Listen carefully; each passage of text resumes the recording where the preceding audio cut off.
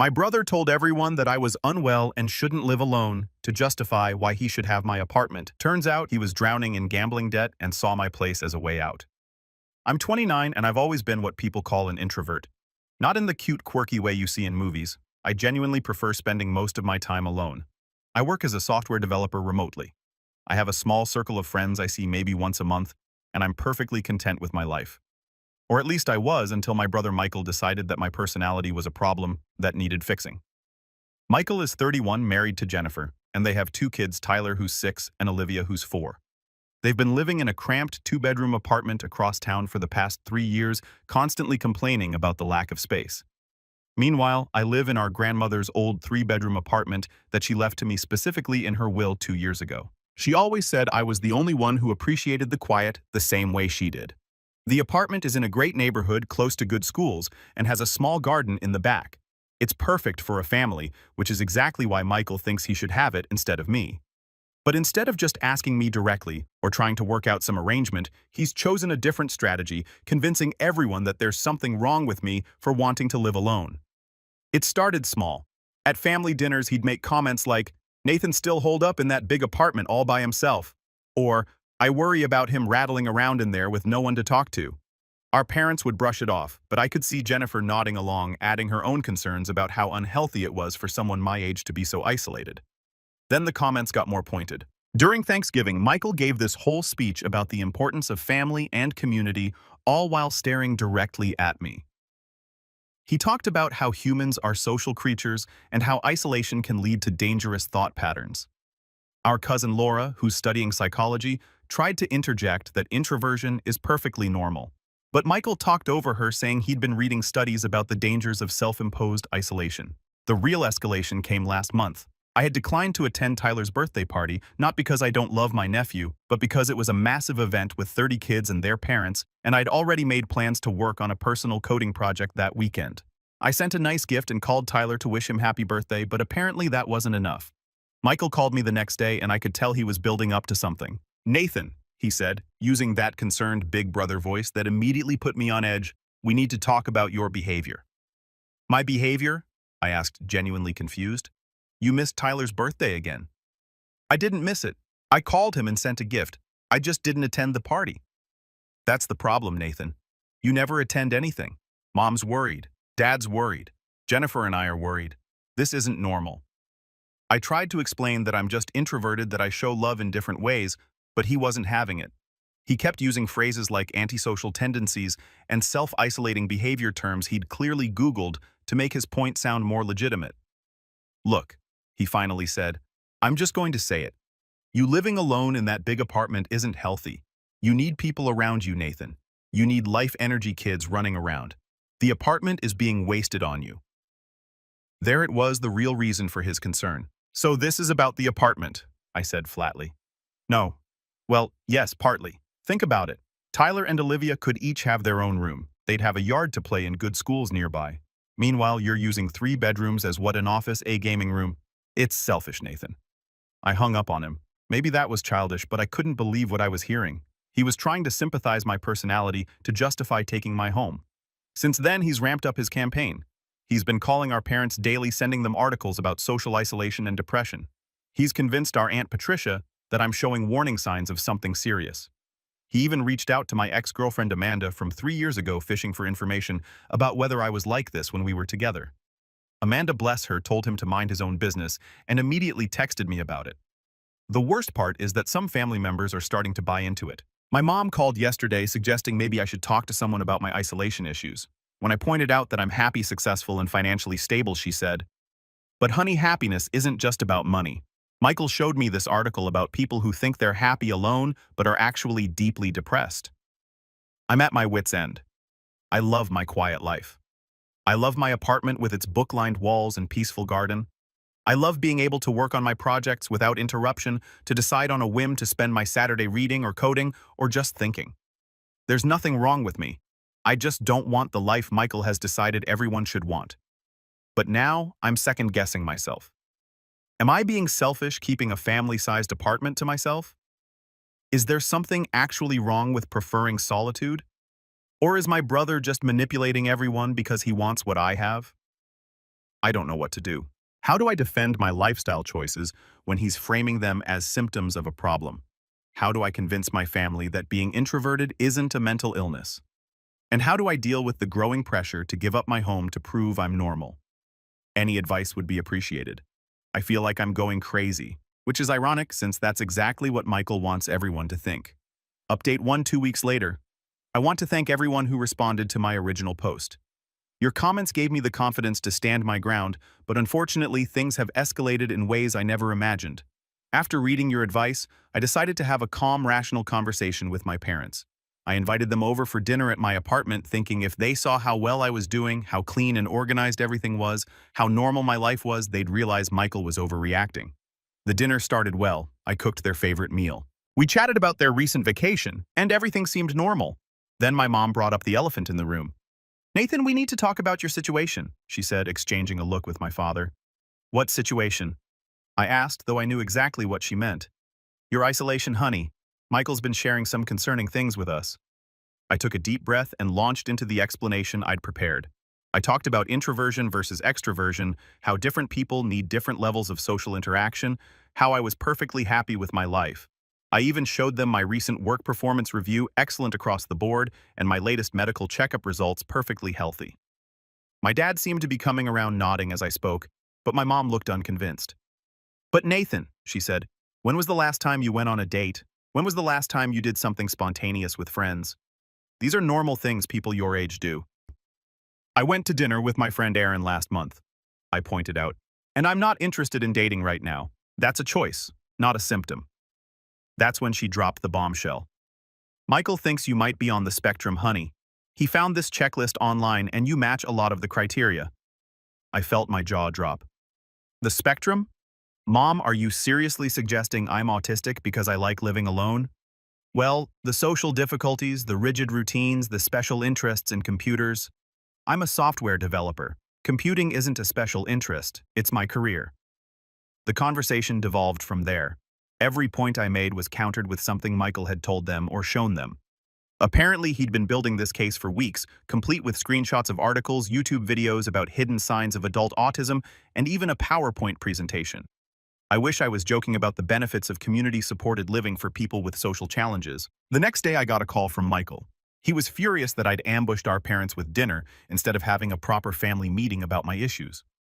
When I told him to stop sympathizing with my personality, he accused me of being in denial. "This isn't about the apartment," he insisted. "This is about your well-being. But since you brought it up, yes, I think living somewhere smaller, maybe closer to family, would be better for you. And it would be a crime to let Grandma's apartment sit empty of children's laughter when Tyler and Olivia could be growing up there." "It's not empty," I said through gritted teeth. "I live there." "You exist there, Nathan. There's a difference." I hung up again, but this time he didn't let it go. 2 days later, I got a call from my supervisor at work. Michael had contacted my company's HR department, expressing concern about my work-from-home situation. He suggested that I might be struggling with depression and that the isolation of remote work was making it worse.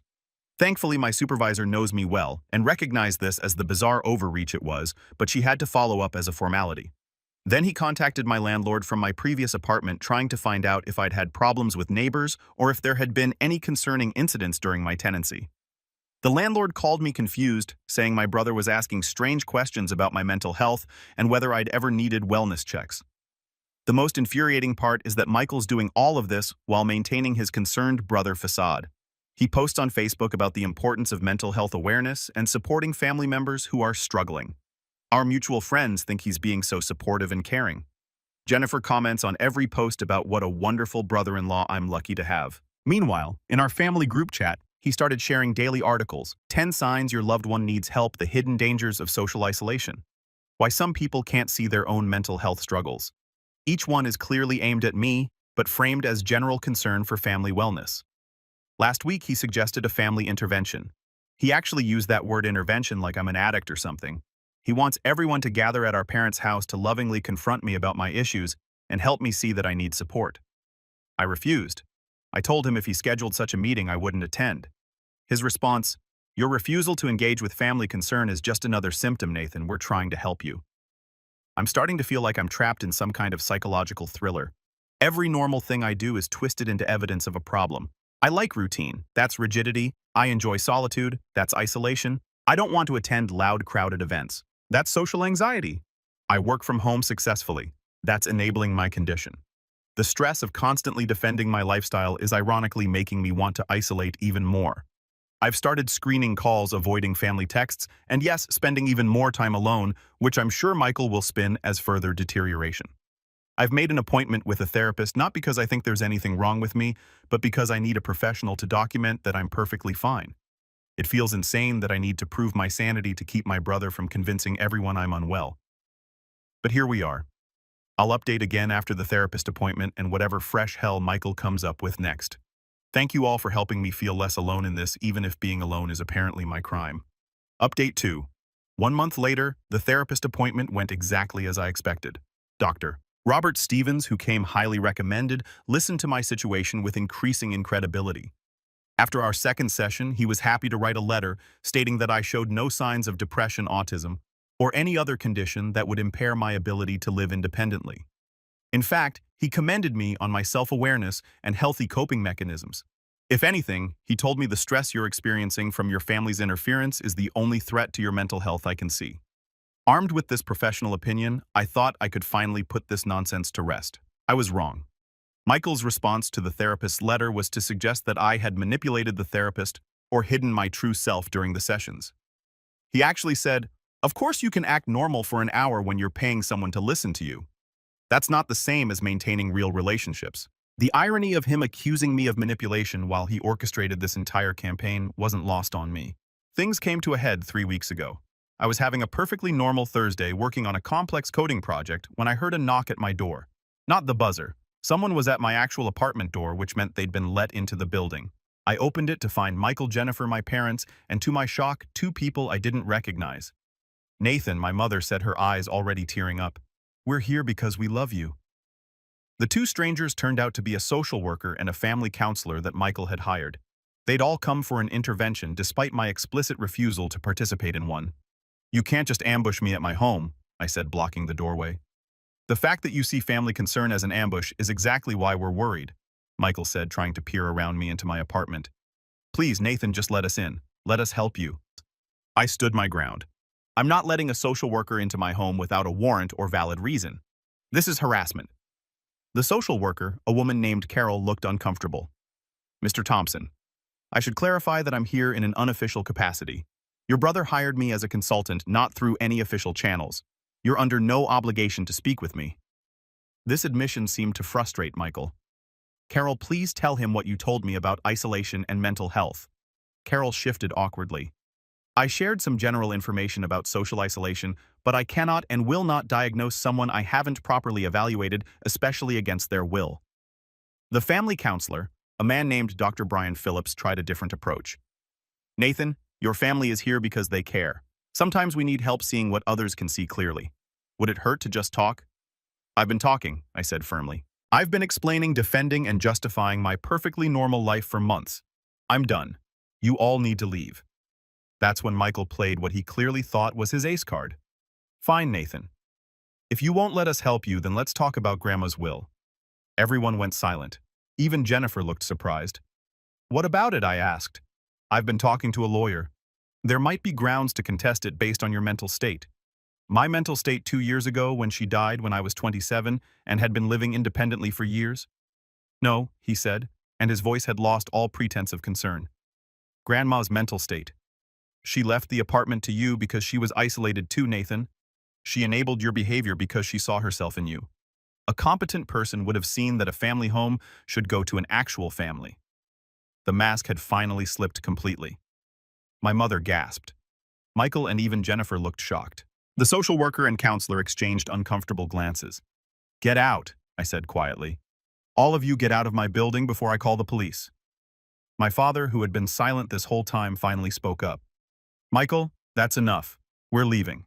He took my mother's arm and started guiding her toward the elevator. Michael tried one more time. "This isn't over, Nathan. You need help whether you see it or not." "What I need," I said, "is a restraining order." That shut him up. They all left, but not before I heard Jennifer whisper furiously to Michael in the hallway. "You said this was about helping him. Since then, I've had to take actual steps to protect myself. I've installed a Ring doorbell and additional security cameras. I've documented every interaction, every text, every Facebook post. I've consulted with a lawyer of my own about harassment charges and what grounds Michael might actually have to contest the will. Spoiler none. The family has been divided. My parents are mortified by Michael's behavior at the ambush, especially his comment about Grandma. Several cousins have reached out to support me, sharing their own stories of Michael's manipulative behavior over the years. Apparently, I'm not the first family member he's tried to steamroll to get what he wants. But the damage to our relationship is done. How do you come back from your brother trying to have you declared mentally incompetent so he can steal your home? How do you sit across from him at Christmas dinner, knowing he spent months building a case that you're unfit to live alone? The latest development is that Jennifer has been reaching out trying to apologize. She claims she didn't know how far Michael was planning to take things, that she thought it really was about concern for my well-being. She's been staying with her sister Patricia for the past week, taking the kids with her. He convinced me you were struggling. She texted me yesterday. I should have talked to you directly instead of believing everything he said. I'm sorry, Nathan. The apartment thing. I swear I didn't know that was his real motive. I want to believe her, but trust is hard to come by these days, especially when Michael is now painting himself as the victim on social media, claiming I'm tearing the family apart by refusing help and threatening legal action against a concerned brother. I'm exhausted. Ironically, this whole ordeal has made me value my solitude even more. The quiet of my apartment, the peace of my garden, the simple joy of existing without constant scrutiny or judgment. These things feel more precious than ever. Dr. Stevens. My therapist has been a godsend through this. You know what's interesting, he said in our last session. Your brother has exhibited more concerning behavior in his campaign against you than anything you've supposedly done.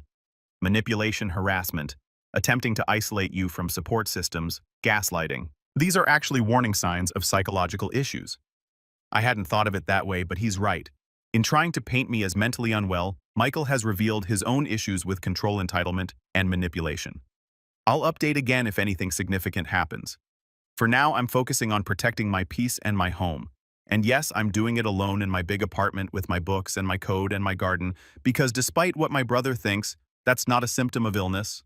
It's a choice. My choice. Final update, 4 months later. I debated whether to write this final update, but I feel like I owe it to everyone who's followed this bizarre journey. The last 4 months have been a roller coaster, but I'm finally in a place where I can say this chapter of my life is closed. About 2 months after my last update, things were relatively quiet. Michael and I hadn't spoken. Jennifer was still separated from him and living with her sister, and the family was slowly healing from the drama. I'd started to relax, thinking maybe it was over. Then, on a Tuesday afternoon, I got a call from my building's management. They'd received a wellness check request from the police saying a concerned family member had reported that I hadn't been seen or heard from in weeks and might be in danger. I was literally on a video call with 3 colleagues when the police knocked. I answered the door with my laptop in hand, clearly in the middle of a work meeting, very much alive and well. The 2 officers looked embarrassed. "Sir, we're sorry to bother you. We received a call that you might be in distress, hadn't been responding to family contacts." "I'm fine," I said, showing them my active work meeting. "My brother has been harassing me. There's documentation with my lawyer." They took notes and left, but I was shaken. Michael had escalated to making false police reports. The next day it got worse. My parents showed up at my door frantic. Michael had told them he'd driven by my apartment at various times over the past week and never saw lights on, never saw me coming or going. He'd convinced them I was either dead inside or had abandoned the apartment and was living on the streets somewhere. "We've been calling you," my mother cried. I pulled out my phone, showing her no missed calls. That's when we realized Michael had been telling them he'd been calling me from their phones when they weren't around, deleting the call logs to make it seem like I was ignoring them. The manipulation was so calculated, so cruel. He was literally trying to drive a wedge between me and our parents by faking rejected communications. But here's where things took an unexpected turn. Tyler, my 6-year-old nephew, became the unlikely hero of this story. Jennifer had been bringing the kids to visit my parents while she figured things out with Michael. Tyler, always a bright kid, overheard one of these conversations about Uncle Nathan not answering calls. But Daddy said Uncle Nathan blocked everyone. Tyler piped up innocently. He showed me on his phone. He said Uncle Nathan doesn't want to talk to us anymore because he's sick in his head. The room went silent. My mother asked Tyler to repeat what he'd said, and the 6-year-old, not understanding the gravity of his words, cheerfully explained how Daddy had shown him a special app that makes it look like calls were made when they weren't, how Daddy said it was a grown-up game to help Uncle Nathan get better. My father immediately called me, and for the first time in months, I heard real anger in his voice directed at Michael, not me. They confronted Michael that evening, and faced with Tyler's innocent revelation, he couldn't deny it. The full truth came out in a spectacular fashion. Michael had been in significant debt gambling. It turned out online poker had spiraled out of control during the pandemic, and he'd hidden it from everyone, including Jennifer. He'd convinced himself that if he could just get the apartment, he could sell his current place, pay off the debts, and no one would ever know. Every article about mental health, every concerned conversation, every manipulative tactic had been carefully planned to justify taking my home. He'd researched for months, learning just enough psychology terminology to sound credible, identifying which family members would be most susceptible to his narrative. Jennifer was devastated. She genuinely believed I was struggling and that Michael was trying to help. Learning that he'd used their children in his scheme, that he'd risked our entire family's relationships for money he'd gambled away, it was too much. She filed for divorce within the week. The family rallied around her and the kids. My parents, horrified by how completely they'd been manipulated, have been in therapy themselves to process the betrayal. They've apologized countless times, though I've told them they don't need to. Michael is a master manipulator who knew exactly which buttons to push. As for Michael himself, he's facing charges for filing a false police report and harassment. Jennifer's divorce lawyer has been very interested in his gambling debts and the lengths he went to hide them. He's lost his family, his reputation, and any sympathy he might have garnered. The irony isn't lost on me. In trying to paint me as mentally unwell and isolated, he's ended up actually alone, facing very real consequences for his actions. Meanwhile, I've never felt more supported by my family, minus one brother, or more secure in my choices. My apartment is still my sanctuary. I still work from home, still enjoy my solitude, still tend my garden, and read my books. But now when I choose to be alone, it's without the weight of defending that choice. My family understands that my introversion isn't a flaw to be fixed or a symptom to be treated. It's just who I am. Tyler and Olivia visit sometimes. We have quiet afternoons where they read in the garden or help me with simple coding projects. They're learning that Uncle Nathan's house is a peaceful place where they don't have to be loud or performative to be loved. Jennifer has apologized more times than I can count. She showed me the research Michael had compiled on me, folders of articles, screenshots of my sparse social media, even a timeline of my deteriorating condition, which was really just a list of family events I'd chosen not to attend. The level of planning was disturbing. He had an answer for everything. She told me last week over coffee. Every time I questioned whether you were really that bad, he'd have another article, another expert opinion. He made me feel like a bad person for not seeing how much you were struggling. I've forgiven her. She was a victim of Michael's manipulation too, even if she benefited from it potentially. The fact that she left him when she learned the truth says everything about her character. Dr. Stevens and I still meet monthly, not because I need therapy, but because I've genuinely enjoyed having a professional to help me process this experience. He's helped me understand that standing firm in who you are, even when faced with intense pressure to change, is a form of strength many people never develop. Your brother tried to sympathize with your autonomy, he said in our last session. He wanted you to believe that being different was being broken, but you never wavered in knowing yourself. That's remarkable. There's one final thing I need to share. Last month, I was cleaning out some old boxes and found a letter from my grandmother written just before she died. I'd read it at the time but forgotten about it in the chaos of grief. In it, she explained why she left the apartment to me. Nathan, my quiet one. This home has been my sanctuary for 40 years, a place where I could be myself without apology or explanation. I see that same need in you, not for isolation but for peace. For the right to choose silence over noise, solitude over crowds, depth over breadth in your relationships. The world will try to tell you there's something wrong with this. There isn't. This apartment has walls thick enough to shut out those voices when they get too loud. Use it well. I cried reading it again. She knew. She saw me, understood me, and gave me not just a home but a fortress against exactly the kind of attack I just survived. So that's where things stand. Michael is out of our lives, at least for now. The family is healing. Jennifer and the kids are doing well in their new apartment, smaller than mine, but filled with the laughter Michael claimed my place lacked. And I'm still here in my grandmother's apartment, living my quiet life exactly as I choose to live it. To everyone who supported me through this journey, who validated my feelings and confirmed I wasn't crazy, thank you. Your voices helped drown out the gaslighting when it was at its worst. And to anyone reading this who's been told their personality is a problem, that their valid life choices are symptoms that they need to be fixed to deserve respect or love, you don't. You're not broken. You're allowed to be exactly who you are, even if who you are doesn't fit someone else's idea of normal. Especially then, I won't be updating again unless something major happens. But I doubt it will. Michael burned every bridge so thoroughly that rebuilding them would take more effort than he's ever shown for anything except scheming. I'm safe, I'm at peace. I'm biasem at astniusa. And I'm alone in my apartment as I write this exactly how I want to be. Some stories don't end with a hero surrounded by friends and family celebrating their victory together. Sometimes they end with a hero finally blissfully left in peace. For me, that's the happiest ending of all.